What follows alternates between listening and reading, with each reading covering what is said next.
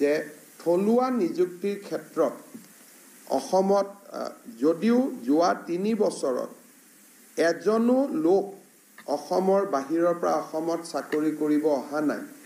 তথাপিতো কেতিয়াবা দুই এজন ব্যক্তিয়ে এই বিষয়ত এটা প্ৰশ্ন উত্থাপন কৰি থাকে সেইকাৰণে আমি অসমৰ ডমিসাইল নীতি এটা যে অসমত চৰকাৰী চাকৰি পোৱাৰ বাবে কোন যোগ্য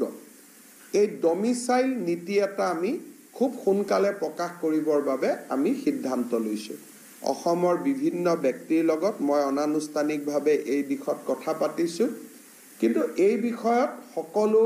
বাক বিতণ্ডা ওৰ পেলাবৰ কাৰণে প্ৰথমতে তৃতীয় আৰু চতুৰ্থ বৰ্গৰ কাৰণে পিছত আমি তাক আগবঢ়াই লৈ গৈ থাকিম এটা ডমিসাইল নীতি এটা আমি প্ৰস্তুত কৰিম আৰু এই বিষয়ে এই মাহৰ ভিতৰতে আমি এটা সিদ্ধান্ত লবৰ কাৰণে আগবাঢ়ি গৈ আছো যাতে আমি ডমিসাইল নীতি এটা অসমৰ কাৰণে আমি প্ৰকাশ কৰিব পাৰো আজি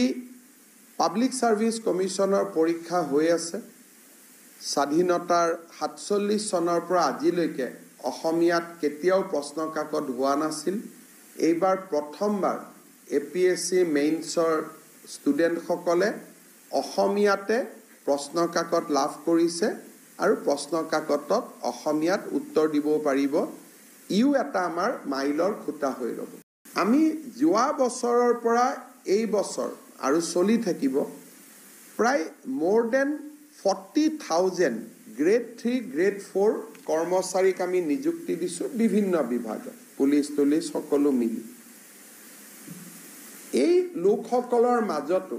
শিক্ষকৰ দৰে এটা আমি পাৰস্পৰিক বুজাবুজিৰ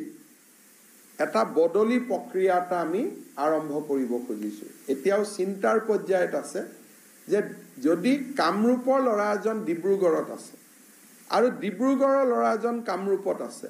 দুইজনে নিজৰ ভিতৰতে ফৰ্ম এখনত সহি কৰি দিলে আমি তেওঁলোকৰ ট্ৰান্সফাৰ অৰ্ডাৰটো আমি উলিয়াই দিব পাৰিম স্যাৰ যেটো আপুনি 1 লাখ নিযুক্তি আজিও